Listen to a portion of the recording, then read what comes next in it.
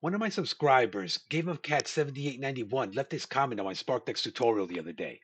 Are these the new index funds of the industry? Honestly, that is a way smarter question than it looks at the surface. Because if you look at SparkDEX, FIP16, the SparkDEX token, and what the DAO just voted on to do with the protocol revenue, you start to realize that this might be the closest thing to an index play on Flare DeFi right now. In this video, I'm going to break down where the index fund analogy actually works, where it completely breaks, and why the SparkDEX DAO vote might be the most important move on Flare so far. Let's get it. When most people say index fund, they're not thinking about the legal definition. They're thinking about something simple: a diversified basket of assets, low fees, a passive way to build wealth over time.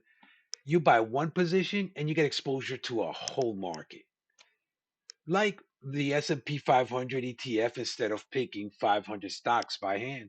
DeFi people borrow that language because they want the same thing on chain. One position that spreads risk across multiple assets and some kind of yield without babysitting every trade every day.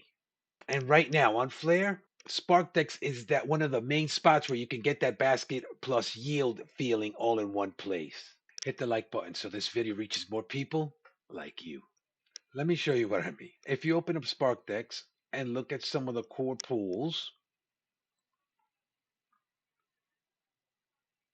like your Flare pools, your FXRP pools, your staked XRP, your staked Flare pools, you see that you're not only betting on one coin, you're taking a position on both coins and get exposure to the fees that are earned on this pool. So instead of holding a bag and praying, you're in a position where traders are that move in and out are paying you fees that come back to the pool and to you as a liquidity provider. Over time, with the right pools, this starts to feel like owning a little slice of Flare's DeFi activity, not just a single token. This makes a lot of sense to me because it's very much like the picks and shovels approach from the old gold rush. The people who sold the tools and the infrastructure often did better than the people chasing the nuggets.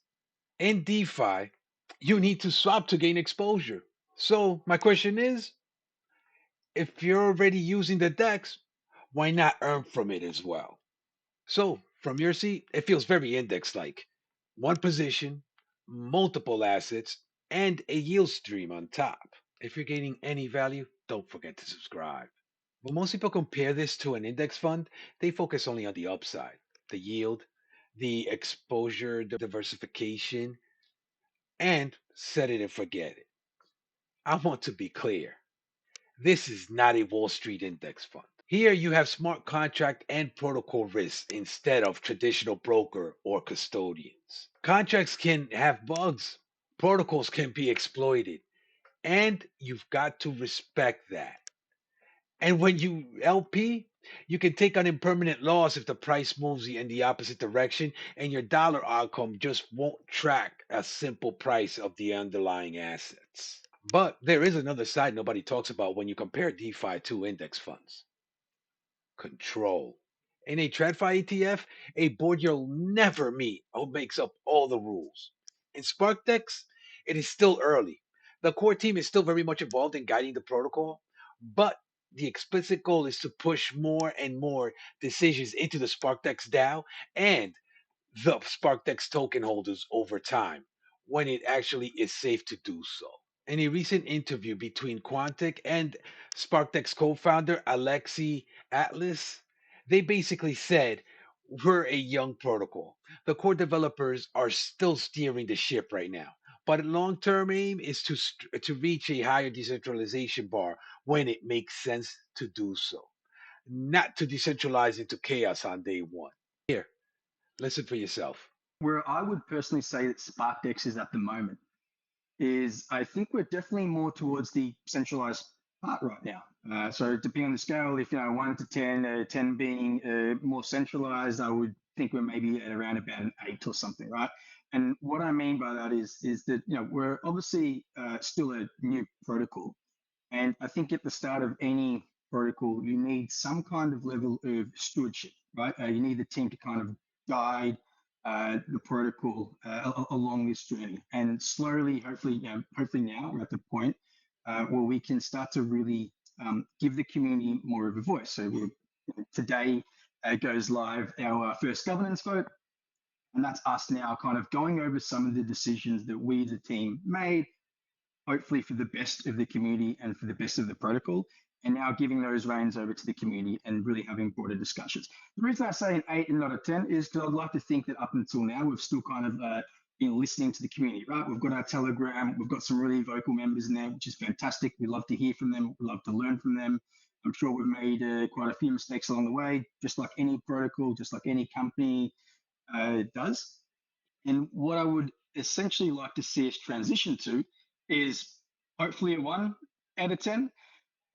With that said, I don't know if a 1 out of 10 necessarily makes sense as well. Listening to that cautious, methodical tone honestly reminded me of a young Hugo Fillion. That same move fast but don't blow up the base layer energy. Hugo, I'm not calling you old, man. I'm right there with you, bro. I'm just saying, the future is looking bright, man. And that's the real trade off here. You're taking more technical risks than a regulated ETF, sure, but you also get a way to have more say on what actually happens and how the ecosystem evolves over time. Ping the bell notification so you don't miss the next one. Now, allow me a moment to zoom out and talk about Flare itself because it is the foundation that all of this sits on. Flare's FIP 16, that stands for Flare Improvement Proposal, changes how value moves at a base layer.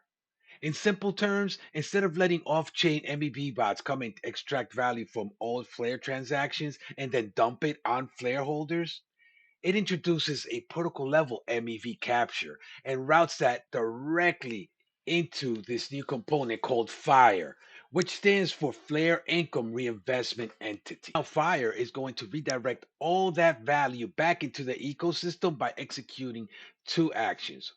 One, Flare buybacks and burns, and by funding ecosystem incentives. This improvement, combined with cutting block rewards and other emissions down to the new FIP 16 schedule, is expected to reduce Flare inflation by 40%.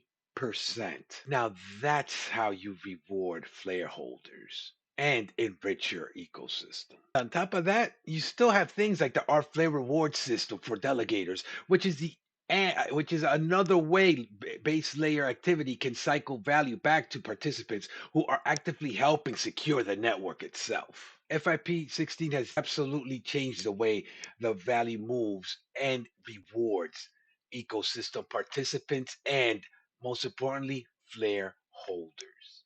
If you want a full deep dive on FIP 16 and Fire and why I call Flare the RWA king, I already did a dedicated video on that. I'll drop the link in the description below. Go ahead and watch that and let me know if it's path A or path B for you. If you know, you know. And if you're at all wondering how SparkDEX feels about this, SparkDEX has made it clear they are all in on this direction. In fact, they literally posted FIP 16 is shutting down MEV Bots for good. Flare Network will capture MEV internally and use it for larger flare burns and incentives to drive economic activity. Goodbye, MevBots. And may I add, good riddance. So at the base layer, you've got Flare capturing MEV and routing that value right into the Flare ecosystem and its incentives via Fire. In other words, FIP16 MEV and the inflation changes are the macro engine that any index of Flare play is going to sit on top of. Let that sit for a while so you understand the magnitude of the structure they have created and are currently deploying. Now we get to jump into the exciting stuff. What SparkDEX is doing with its own revenue on top of that. SparkDEX docs make it clear. Protocol fees from the DEX and related products get split between LP rewards, incentives, and the Spark ecosystem via buyback, burns, staking rewards for xSPRK holders. And the governance is all handled by SparkDEX DAO. So SPRK and XSPRK holders can vote on key parameters like fees, emissions, and upgrades. Now, that's the type of control I wish we had with our current system. But with the latest vote, this gets even more interesting. Here's the X post. The Spark DAO has spoken. Going forward, 100% of the protocol revenue will be distributed to the Spark buyback and burn. If that doesn't get you excited, I don't know what else will. And underneath, you've got the governance proposal number one, recalibrating protocol revenue distribution and SparkDEX emissions, with the results showing that the community chose to send all protocol revenue straight into the Sparks burn engine. This isn't some promise of decentralization. This is SparkDEX holders using the DAO today to decide cash flow and policy of the protocol, period. That is one of the big reasons why I say if you're going to look at SparkDEX as an index play, you have to look at the governance. Token holders didn't just buy exposure, they voted on how the revenue loop works.